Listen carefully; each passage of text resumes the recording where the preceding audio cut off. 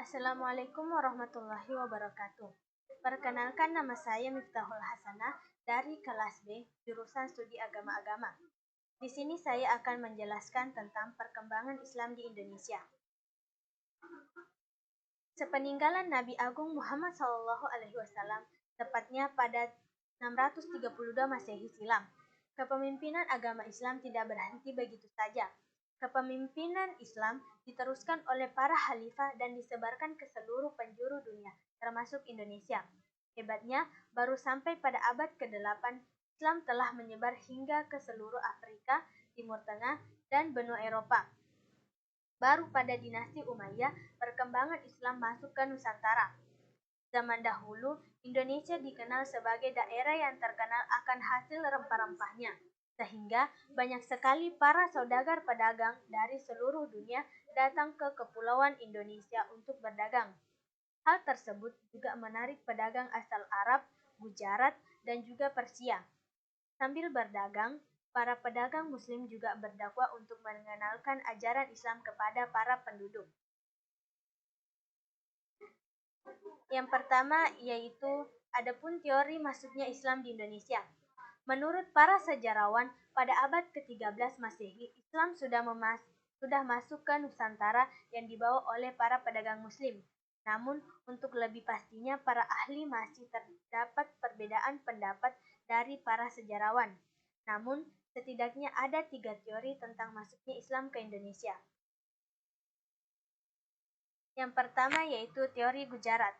Teori ini dipelopori oleh ahli sejarawan Snow Hurgronj. Menurutnya, agama Islam masuk ke Indonesia dibawa oleh para pedagang Gujarat pada abad ke-13 Masehi. Menurut Snow Hurgronj, Islam telah lebih dulu berkembang di kota-kota pelabuhan anak benua India. Orang-orang Gujarat telah lebih awal membuka hubungan dagang dengan Indonesia dibanding dengan pedagang Arab. Dalam pandangan Hurgronj, kedatangan orang Arab terjadi pada masa berikutnya. Orang-orang Arab yang datang ini kebanyakan adalah keturunan Nabi Muhammad SAW yang menggunakan gelar Sayyid atau Syarif di depan. Selanjutnya yaitu teori Persia.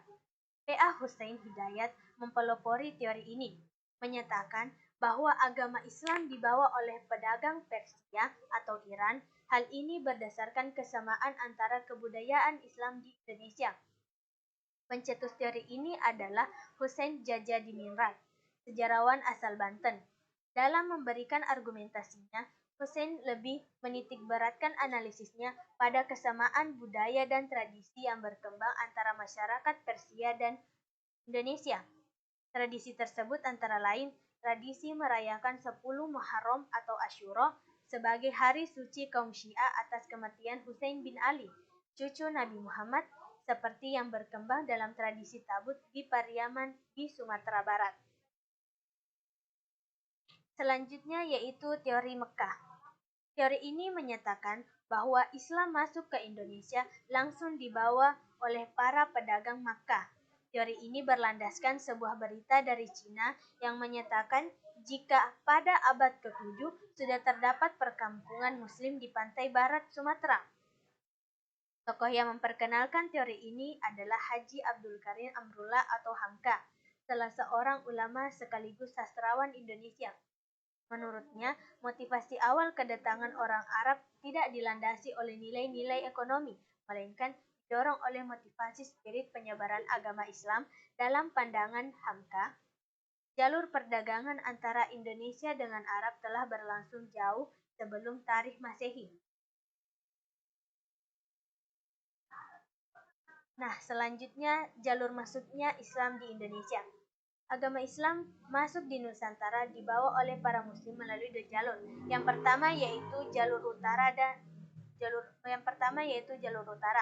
Melalui jalur utara dengan rute Arab yaitu Mekah dan Madinah, selanjutnya Damaskus, selanjutnya Baghdad, selanjutnya Gujarat yaitu pantai barat India, dan sampailah di Indonesia.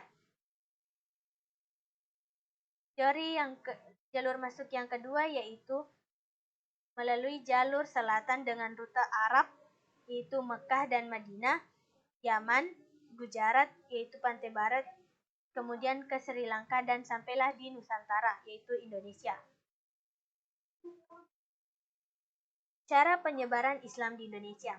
Yang pertama yaitu melalui perdagangan. Para pedagang muslim yang berasal dari Arab, Persia, dan India telah ikut ambil bagian dalam lalu lintas perdagangan yang menghubungkan Asia Barat, Asia Timur, dan Asia Tenggara pada abad ke-7 sampai abad ke-16. Para pedagang muslim itu akhirnya singgah juga di Indonesia, dan ternyata yang mereka lakukan bukan hanya berdagang tetapi juga berdakwah sambil menyebarkan agama Islam.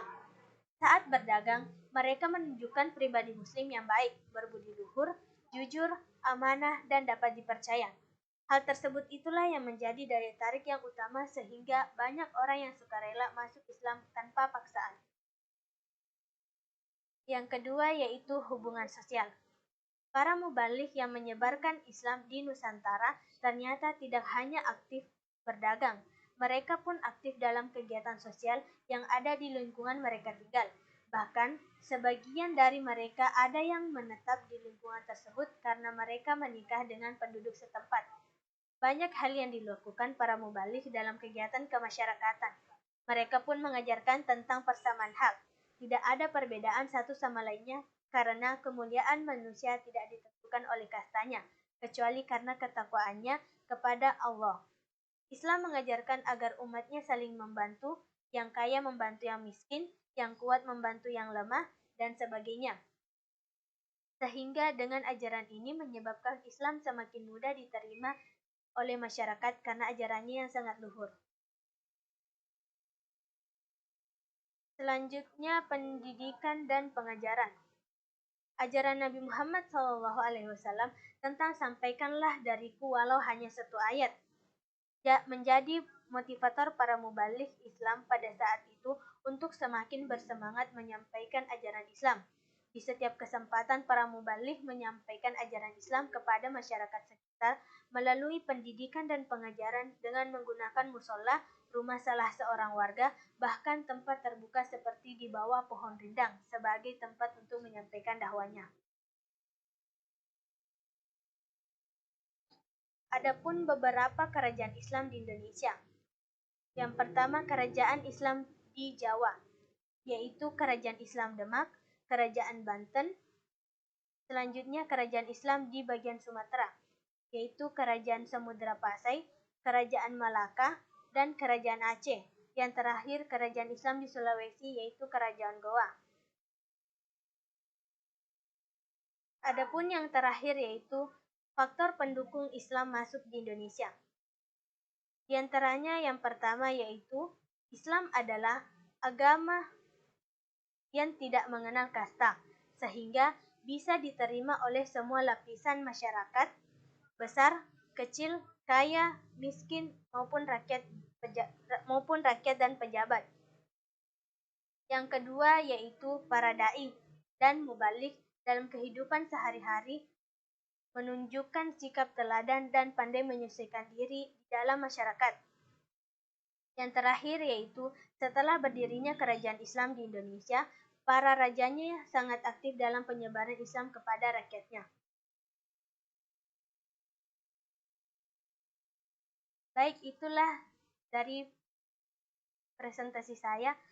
Semoga bisa menambah wawasan kita semua. Akhirul kalam, Assalamualaikum warahmatullahi wabarakatuh.